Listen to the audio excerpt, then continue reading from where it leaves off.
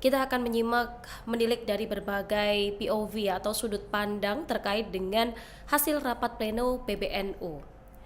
Dari Sekretaris Jenderal PBNU, Kiai Haji Amin Said Husni, kabarnya menyesalkan adanya penetapan Zulfa Mustafa sebagai penjabat Ketua Umum PBNU dalam rapat pleno yang kita ketahui digelar di Hotel Sultan Jakarta pada Selasa 9 Desember malam.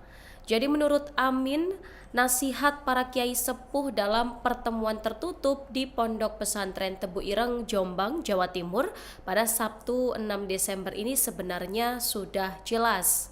Jadi para Kiai sepuh dalam hal ini meminta agar jangan ada pembahasan dan penetapan PJ Ketum dulu sebelum masalah pemakzulan ini jelas. Nah, bahkan ia menanyakan jika tidak mendengarkan nasihat kiai-kiai sepuh terus dari pihak PBNU kemudian dan juga banyak pengurus dan anggota ini akan mendengarkan siapa lagi. Nah, menurut Amin, keputusan yang diambil dalam forum di Hotel Sultan ini lemah dari sisi legitimasi.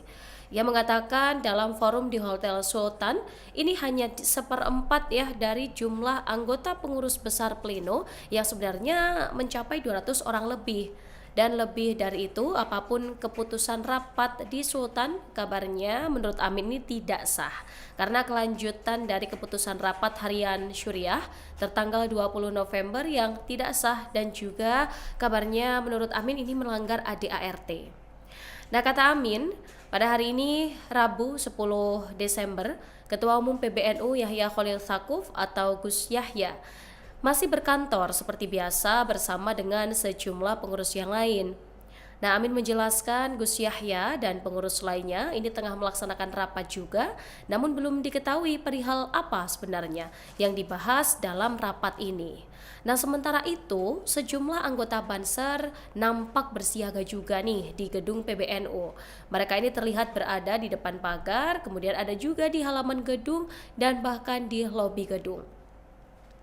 Kemudian yang baru aja ditetapkan menjadi PJ Ketum PBNU ya, POV dari Kiai Haji Zulfa Mustafa. Ini kabarnya Zulfa Mustafa mengajak seluruh warga Nahdlatul Ulama untuk kembali bersatu dan menghentikan segala bentuk perselisihan seusai dirinya ditetapkan sebagai PJ Ketua Umum dalam rapat pleno PBNU. Ia menyampaikan baik di tingkat pusat, kemudian provinsi atau PWNU, cabang, kota, kabupaten, dan bahkan di bawahnya lagi. Ia mengajak semua orang untuk atau warga Nahdliyin ini ya agar kembali bersatu, kemudian kompak dan mengamalkan apa yang disampaikan oleh Hadratus Syekh Kiai Haji Hashim Asy'ari, yaitu pendiri organisasi NU ini. Nah, ia mengutip pesan pendiri NU yang menyerukan agar seluruh pengikut NU, baik fakir, kaya, kuat maupun lemah, masuk ke dalam organisasi NU ini dengan penuh cinta.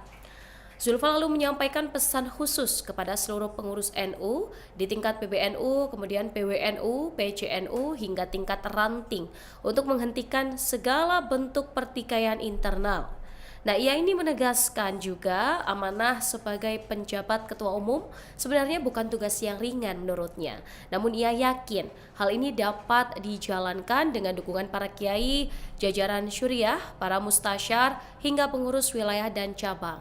Dan meskipun amanat ini disebut berat ya menurut Zulfa, tapi dengan dukungan semua pihak, ia menyebut insya Allah amanah yang diterima ini akan menjadi ringan.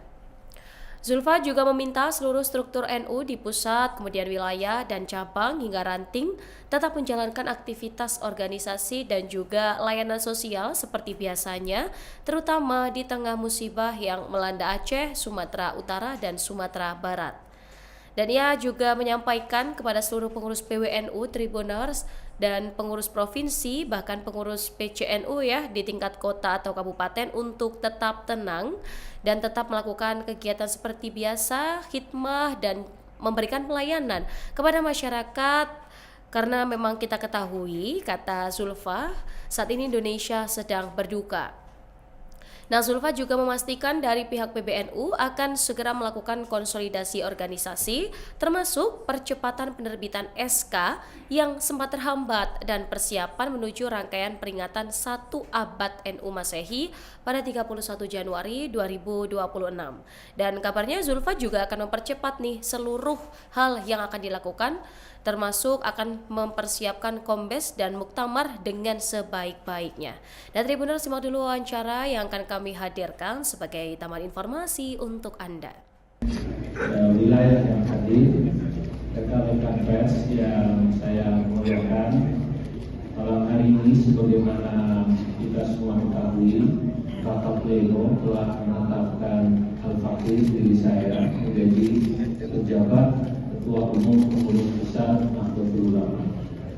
Saya ingin menyampaikan pada kesempatan ini bahwa ini adalah satu kehormatan pada satu sisi, tapi ini juga pada sisi lain adalah amanah yang sangat berat bagi saya dan juga untuk kita semua. Saya ingin sampaikan bahwa saya bertekad untuk menjalankan amanah yang berat ini dari Al-Mukarram Bangsaan dan forum rapat pleno ini dengan sebaik-baiknya. Saya katakan tadi dalam sambutan saya yang lengkap sebelum rekan-rekan masuk bahwa tugas saya sangat berat. Pertama, menormalisasi roda organisasi dan kemudian tentunya mengantarkan muktamar yang diawali dengan diadakannya konferensi besar. Saya juga menyampaikan bahwa saya tidak ingin menjadi bagian konflik masa lalu, tapi saya ingin menjadi solusi buat Jamiyah ini untuk masa depan. Ya.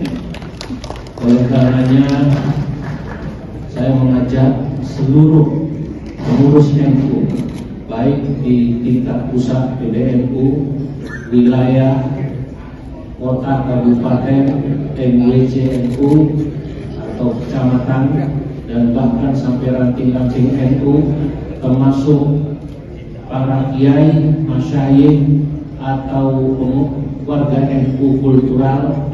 Mari kita bersatu kembali di rumah besar kita ini, karena sudah lama masyarakat warga NU bersedih atas ketidakpastian ini. Saya berharap dengan ditunjuknya saya dalam pemerintahan sebagai pejabat ketua umum, ketidakpastian itu selesai.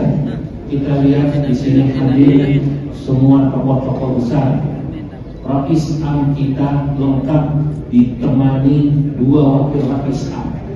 Beliau ini adalah, saya menyebutnya Tritunggal, yang sangat sabar, yang sangat tegar sekali memutuskan apa yang diputuskan sampai pada malam hari ini. Kemudian saya ditetapkan sebagai pejabat ketua umum. Saya juga santrinya Ki Haji Anwar Namsur Ridboyo. Saya juga santrinya Ki Fuadul Hasan Sidogiri. Saya juga santri daripada masyayikh besar yang saya tidak bisa menyebut satu persatu namanya, termasuk santri daripada Abu Ya Muhtadi. Tidak perlu disebut, saya pasti bukan cuma santri, saya keponakan Ki Haji Ma'ruf Amin.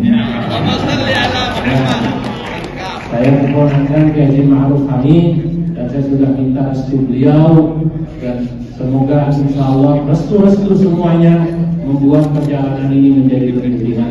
Amin. Sekian, wallahu muwaffiq ila aqwamit thariq. Wassalamualaikum warahmatullahi wabarakatuh. Nah, di sisi lain Tribuners ya, selain dari 2 POV tadi, kita juga akan menyimak nih ada bantahan yang dilontarkan oleh Menteri Sosial Syaifullah Yusuf alias Gus Ipul ya. Nah, dia ini membantah bahwa konflik di internal PBNU disebabkan karena pengelolaan tambang. Dan hal ini disampaikan oleh Gus Ipul langsung merespons pernyataan Ketua Lembaga Kajian dan Pengembangan Sumber Daya Manusia PBNU, Ulil Absor Abdallah, atau yang diakrab disapa Gus Ulil.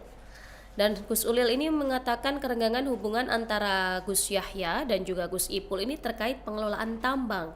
Dan merespons hal ini, Gus Ipul mengatakan bahwa tambang ini milik NU dan tidak ada yang memperebutkannya. Download Tribun X sekarang, menghadirkan lokal menjadi Indonesia.